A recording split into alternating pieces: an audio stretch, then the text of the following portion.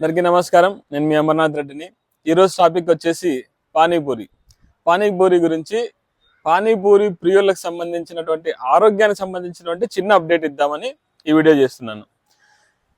భారతదేశంలో ఒక్కొక్క రాష్ట్రంలో ఒక్కొక్క పేరు పిలుస్తారు.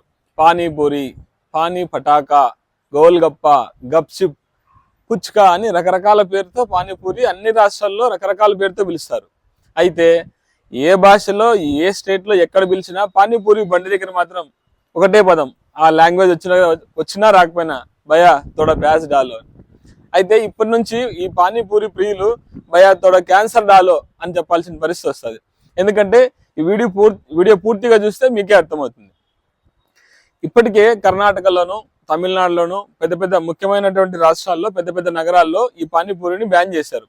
ఎందుకంటే ఈ పానీపూరిలో ఉన్నటువంటి ఈ పానీకి టేస్ట్ రావడానికి లేదా ఈ చాట్ తయారు చేసే విషయాల్లో రకరకాల రాష్ట్రాల్లో రకరకాలైనటువంటి పేర్లు, ఫుడ్ కలర్స్ అన్నమాట. ఆ పేర్లు కూడా నాకు రావు. ఆ పేర్లు అంటే మీకు ఇక్కడ డిస్ప్లే చేస్తాను. అందులో వేసి పుదీనా కొంచెం కలర్ కలుపుతారని, ప్లస్ వీటిలో కొంచెం ర్యాండమ్ సర్వే జరిగింది కొన్ని రాష్ట్రాల్లో. అందులోనేమో ఏంటంటే ఈ కోలై, స్టేప్లోకోకస్, బ్యాసిల్లై ఇలాంటి బ్యాక్టీరియాస్ ఉన్నట్టుగా తేలింది. అదే దాన్ని దృష్టిలో పెట్టుకుని ఈరోజు పలకడానికి కూడా రాదు.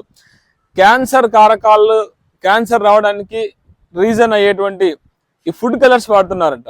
సో కాబట్టి పానీపూరి ప్రియులంతా ఇక్కడ నుంచి అయినా కొంచెం తగ్గించుకొని ఫుడ్ మీద ఆసక్తికరంగా ఈ పానీపూరి రోడ్డు పైన తింటే, కొంతమంది బండ్ల పైన తింటారు, కొంతమంది అఫీషియల్స్ అయితే కనుక కొంచెం ఆ పెద్ద పెద్ద హోటల్స్ లాంటివి లేకపోతే పానీపూరి సపరేట్ షాపులు పెడుతుంటారు అనమాట.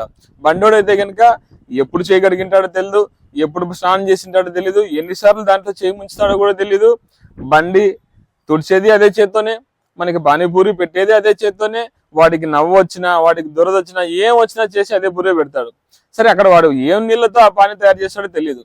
పోనీ మరి అక్కడ శుభ్రత అక్కడ ఉండదని చెప్పేసి మనం పెద్ద పెద్ద హోటల్స్ కో సపరేట్ పానీపూరి సెంటర్స్ కి పోయి కాస్ట్లీ సెంటర్స్ లో తిన్నాం అనుకోండి, అక్కడేమో ఈ ఫుడ్ కలర్స్, ఈ రసాయనాలు కలుపుతున్నారు అనమాట.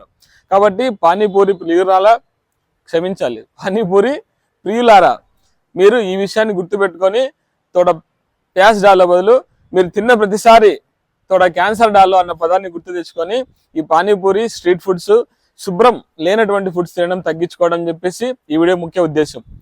చెప్పడం నా ధర్మం, వినడం వినకపోవడం మీ ఇష్టం.